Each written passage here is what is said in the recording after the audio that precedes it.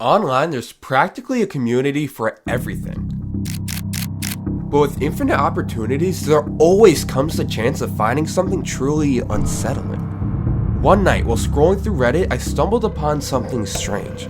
A seemingly random throwaway account, describing the time the author got trapped inside a bizarre cult, and how what started off as a fun summer getaway quickly turned into a living nightmare. Obviously, that alone was odd enough, but the deeper I've read into it, the more I realized that something was very, very wrong. The author revealed every horrifying detail, the story growing darker and darker with each moment they described. But then, just 12 days later, they suddenly vanished, leaving no traces behind. What could have possibly happened to them in such little time? Why did they completely disappear? This is the story of the Redditor who exposed a cult.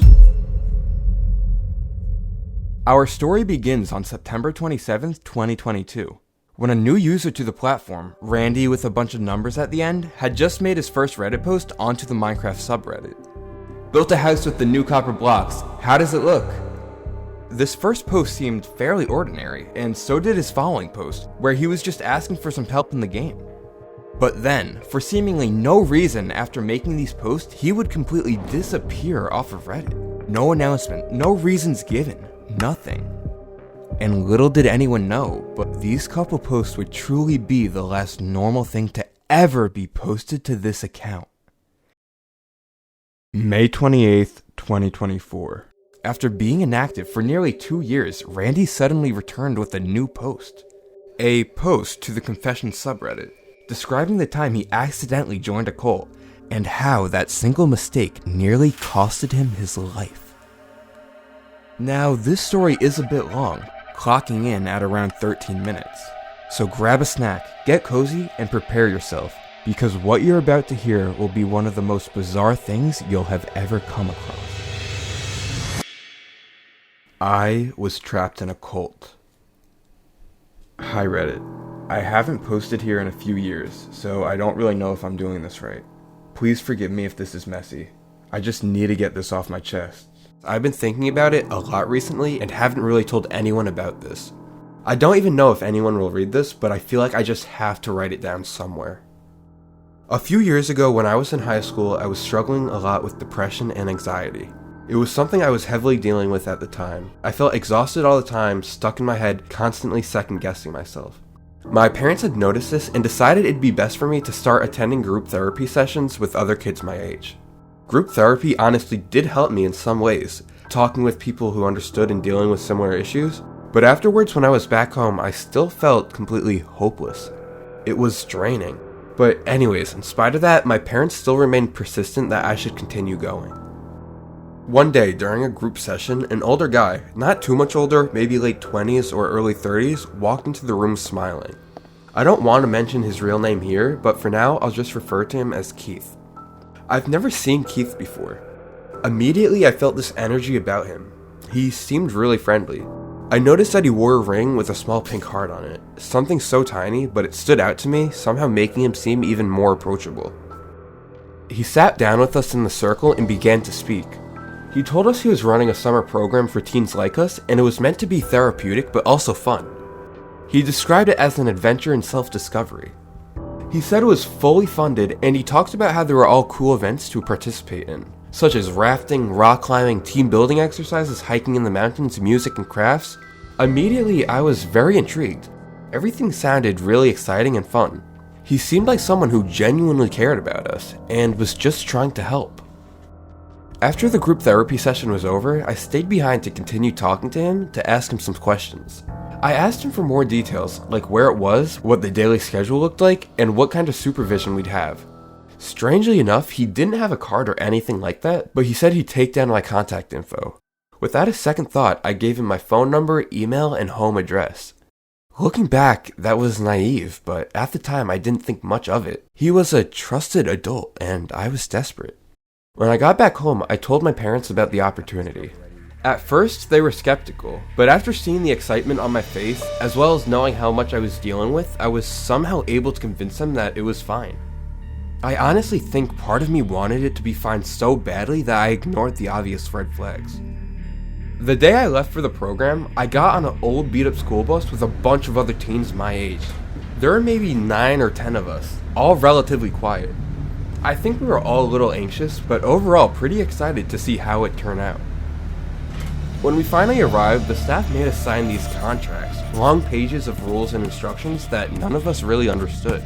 At the time, it felt like just a harmless formality, but looking back now, this should have been the first real sign that something was incredibly off. Keith met us at a huge walled-off estate. The walls were high and the gates looked heavy. The property stretched on for what felt like forever, with manicured lawns and dense trees hiding whatever was beyond the lot. From the moment we got on the bus, something felt wrong, but I just played it off, thinking it was nothing more than my anxiety.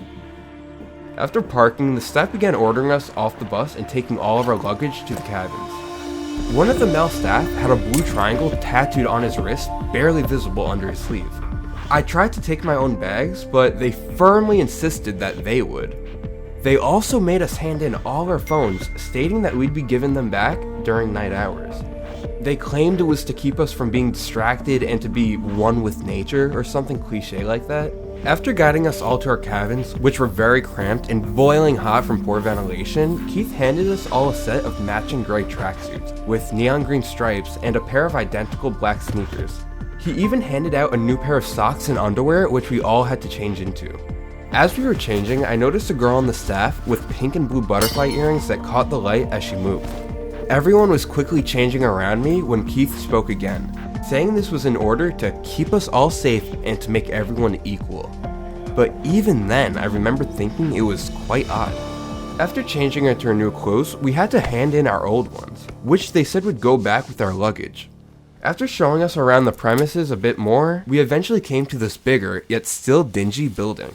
After entering, I immediately noticed the smell of mildew throughout the air. The building was very dark, only being lit by the few working troffer lights installed in the ceiling. There were many long, narrow hallways which we passed by while being ushered into a bigger auditorium-like room. After entering, I immediately noticed the red rug on the floor, which was also very decrepit, almost turning brown due to the amount of staining. Somewhere near the edge of the rug, a faint blue swirl pattern caught my eye for a second before I looked away and quickly focused back on Keith. He had us sit in a circle of chairs, all facing towards him. He would stand in the center and speak while we all sat silently, being told we weren't allowed to talk to each other unless directly spoken to. The only light in the room was the fluorescent yellow light hanging above Keith, which kind of painted the stale white drywall surrounding us. And if I remember correctly, there weren't any windows or natural lights. The circle was tight. Everyone could see everyone else in their peripheral vision. It felt as if every one of our movements, every blink, was being measured. The first few days were a mix of confusing instructions and exhausting activities. We did team-building exercises that were physically draining, such as long hikes, obstacle courses, rafting exercises. They all seemed fun on paper, but it left most of us collapsing with terrible aches in our arms and legs by the end of the day. Meals were always preceded by strange, almost ritual-like procedures where we had to thank a supreme force for bringing us all together.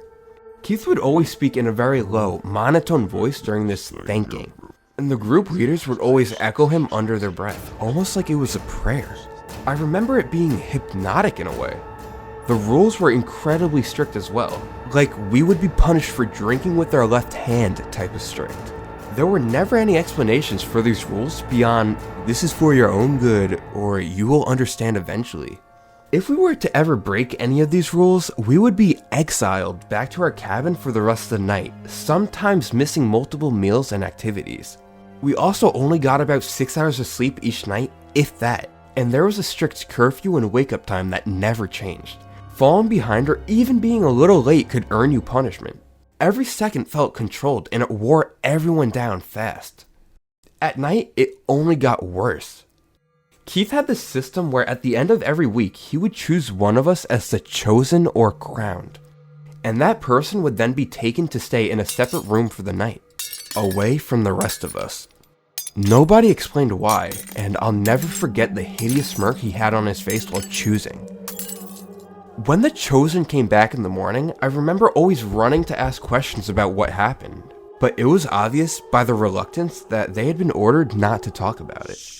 The rest of us had to stay in our rooms where the doors were locked from the outside, wearing the same clothes so no one stood out.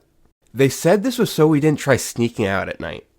We also weren't allowed to speak to each other outside of the activities. The environment felt very controlling, and although this was supposed to be some therapeutic getaway, it felt more like they were trying to break us down piece by piece until we had forgotten who we were. Sometimes we were made to do chores for hours under the guise of community building. If someone complained or even asked questions, the group leader would scold them in front of everyone. The staff watched us all carefully, making sure no one stepped out of line. After a few days, I was literally suffering from exhaustion. I couldn't do it anymore. I realized I had to get out. I couldn't manage the anxiety or fear any longer. One evening, I managed to sneak away from the main group session and found a small office where I'd seen staff congregate earlier. After snooping around, I eventually found a large bin tucked away under a table filled with all our phones. I dug through it until I found mine. Thankfully, I powered it off before handing it in, so there was still enough battery to call my parents. As I began quietly explaining everything to my dad, telling him where we were, I terrifyingly heard footsteps. One of the leaders, I'll call him Mark, must have seen me sneak in. He stormed in and began screaming at me for betraying their trust and breaking the rules. He then grabbed me by my legs and began trying to drag me back to my room. I remember my heart racing, my legs shaking, thinking this was it, that I'd never get out. He dragged me about halfway down the hall before I somehow managed to break free from his grip and bolted. I still don't know how. I took off, running for my life. By some miracle, I saw my dad pull up right as I got outside. I sprinted towards the car and threw myself inside, gasping for air. Within seconds, more staff came pouring out the building. They surrounded the car, all banging on the windows, yelling at my dad. They kept shouting that we were breaking the contract and that the gods will never forgive us.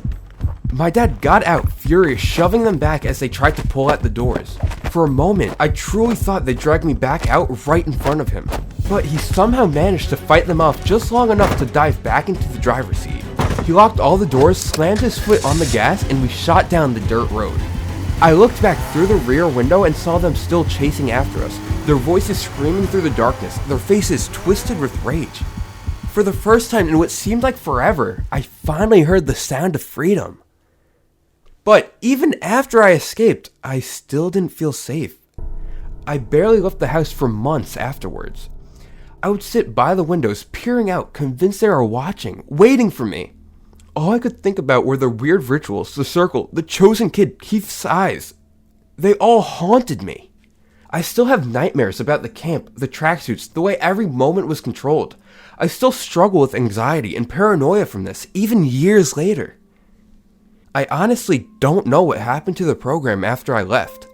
I don't know if Keith is still running it, or if the leaders moved somewhere else, or if it even exists anymore. I'm honestly scared of searching for any information, as I'm scared of what I might find. I also sadly cannot provide any more details, as I'm worried that it could be somehow traced back to me. Like if I said any locations or real names. I honestly just felt like I had to put this out there. Programs like this are real. They target vulnerable teens, promise safety and adventure, then slowly strip away your control and freedom. You can get out, but the fear never leaves you. Sometimes I replay it all in my head and wonder how I missed the signs. How someone like Keith could be so careful in presenting himself as trustworthy. How the leaders kept everything vague but tight enough to control us. I think that's what made it so dangerous. They made you follow rules and routines until you forgot what normal truly felt like. I'm 100% convinced they were trying to brainwash us. Even now, I still have moments of panic when I see a circle of chairs or hear someone give instructions in a certain way. And I know it's irrational, but it's a reaction that's stuck within me. Some nights, I still wake up in a sweat, feeling like someone is in the room, like Keith is watching me from a corner I can't see. I now attend a different therapy, which has helped me process some of it, but I know I'll never completely forget. The trauma will always linger with me. I'm not here for pity, and I'm not after validation. I just want people to know, please do your research. Don't blindly trust somebody's charm or enthusiasm alone. These groups prey on vulnerability, and getting out is only the beginning. Even writing this now, I can feel the anxiety creeping back. The constant, "are they still watching me" thing. I try to live normally, but part of me will always remember it. Even if just one person reads this and thinks twice before handing over their name or their freedom, then making this post will be worth it. I just hope that anyone who reads this takes it seriously. And I hope that whoever was in that program with me, or even after me, is safe, wherever they are today.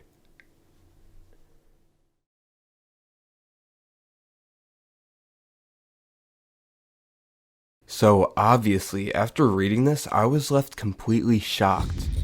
And while others in the comments were debating on whether or not the story was actually true, Randy replied with a few more details just to clear up any confusion. Did you ever contact the police about it or anything like that? No, we didn't call the cops. My dad just drove off and I never followed up. We never tried filing a restraining order or lawsuit either because we were scared it would only draw attention back to us. To be fair, this was a good question. Why didn't he notify the police? But Randy's response did make sense.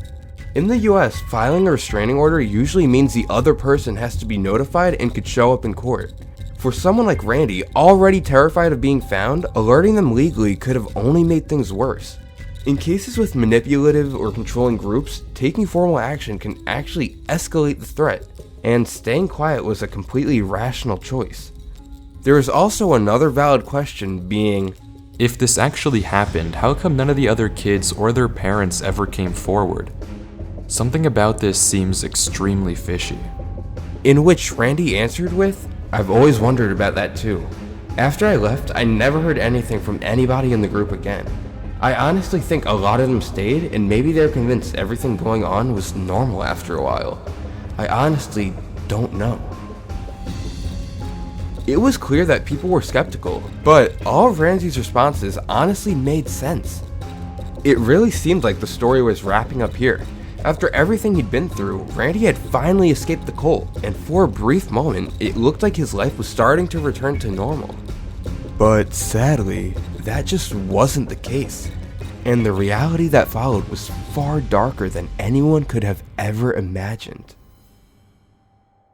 After reading Randy's story and all of his replies, I figured the case was finished, done and over with. But before logging off for the night, I decided to check if he'd ever made any follow-up posts, maybe to clear up a few things. But what I found instead was strange. A post Randy made to the r/help subreddit. But the contents of it were what really disturbed me. "How do I delete a Reddit post I have made? I really need help deleting something. I tried Googling it, but what I found didn't work. Someone please respond ASAP. Thank you." Now, this was incredibly uncanny.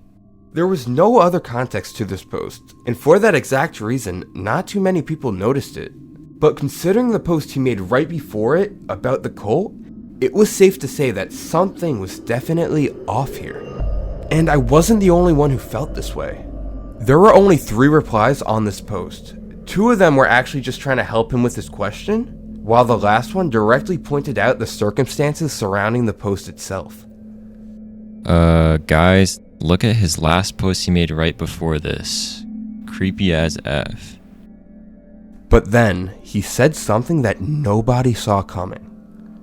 On June 9th, 2024, just 12 days after his initial Reddit post, he would make one last comment to the platform. "Everything I said was a lie. I made up the entire story for attention. I was in a therapy group for teens my age and it has really helped me. It was not a cult. Since then, I have made the decision to rejoin the group. I will not be answering any further questions on this matter." That was it. And oddly enough, this post gained very little attention, only having a few upvotes with no replies whatsoever. And there's a ton to unpack here, so let's just jump into it head first. The wordage and tone used in this post makes it seem like either somebody else wrote it for him, or maybe he was forced to make it. It seemed very unnatural, almost robotic in a way. Why would Randy change his mind, doing a complete 180, and rejoin the cult after describing it in such a horrible manner? Something was not right here. I thought about it for a while, and I was able to deduct two theories on what could have happened here. One, either the post and story are entirely true and Randy was somehow forced back into the group, or two, everything Randy said was fake. And both sides of the argument have very valid reasons behind them. Let's start with the first theory, that everything Randy's saying is true. Now, I'll admit, this theory does have some pretty strong points. For one, the last post Randy ever made to his account felt very robotic. It was unnatural. Looking back at all his past posts, it's obvious this one didn't match the tone or writing style of his previous messages and replies. It almost seemed forced, like someone else was typing it for him, or worse, someone made him type it. If this story really was true, that would make sense, because it's clear from Randy's original confession that he saw this group or cult as something horrific. He talked about trauma, fear, and how he never felt the same even years after escaping. So the idea of him suddenly rejoining and praising them just doesn't add up. Unless he was, of course, being controlled. Not to mention that the timing of everything just doesn't make sense either. Right before everything changed, Randy made a quick, almost desperate post asking how to delete one of his confessions. He didn't specify any details, but based on the context, it sounded like he was panicking, as if he suddenly regretted sharing too much. Then, almost immediately after that, his tone flips completely. He starts speaking about understanding the group, about how they weren't so bad after all. Then he disappears. No follow-up posts, no comments, no activity. Just gone. If this was a real situation, that pattern fits exactly how manipulation and coercion often works in groups like this. Fear and isolation can push people into submission or even convince them to rewrite their own memories. And here's where things start becoming eerie. You see, the cult Randy described lines up disturbingly well with real-life groups, particularly the Fundamentalist Church of Jesus Christ of Latter-day Saints, or FLDS for short, led by Warren Jeffs. The parallels are hard to ignore. Strict rules, arranged hierarchy, ritual practices, choosing a special or anointed member, and a deep fear of punishment for disobedience. Members are isolated, controlled, and conditioned to obey. And that's not made up. This is documented behavior. So when you compare Randy's story to actual cases like the FLDS, it suddenly stops sounding like some creepy pasta post and starts sounding plausible. The way he describes the rituals, the secrecy, the pressure, it all matches how real people have been trapped in systems like this before. But there's also something off here. A few inconsistencies that make the story start to fall apart the more you dig. The cult Randy described had elements that don't quite fit any known group. Things like the strict matching tracksuits and black sneakers everyone had to wear aren't reported in any known groups or cults.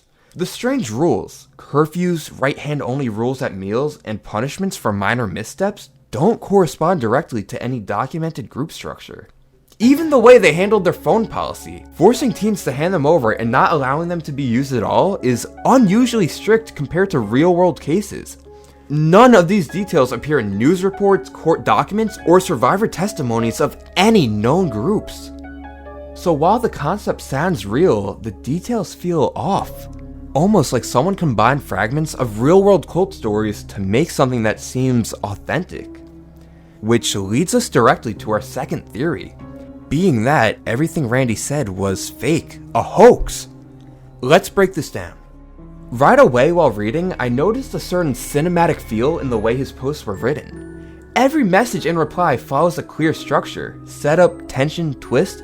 The pacing also feels, well, perfect, like something written for an audience instead of a cry for help.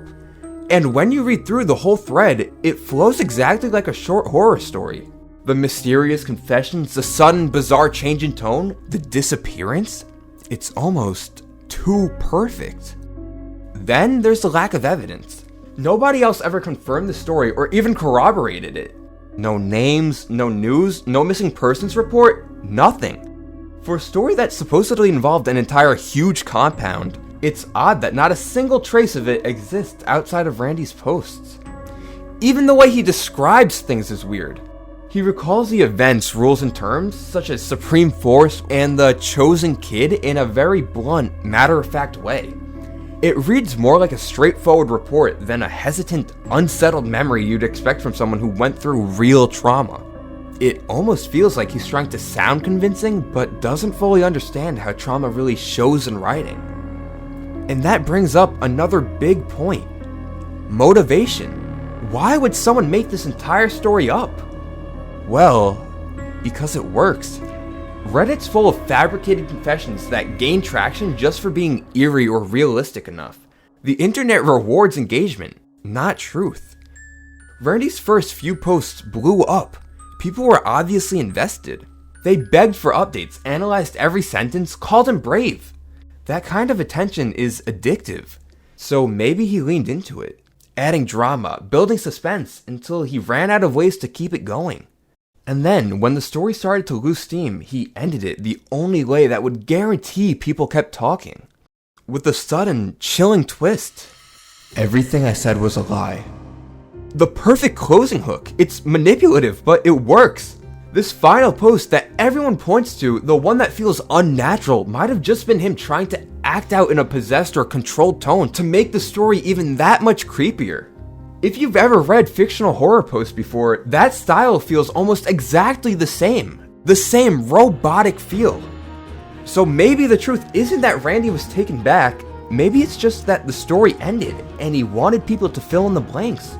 Because when you think about it, that's what keeps stories like this alive. The mystery, the possibility that it might be real. And that's what makes it so effective. So, where does that leave us now? When you weigh it all out, the hoax theory honestly makes the most sense. The pacing, the lack of proof, the inconsistencies, it all points towards the story being fake. But, I'll admit it, something about this still doesn't sit right with me. There's just something in the way that the final post is written. It's hard to describe. A kind of unease, a quality that feels too real to be fiction. Maybe it was all made up, or maybe it wasn't. What do you think? Was Randy's story just a flat-out hoax, or is there something much darker going on that we just aren't seeing yet?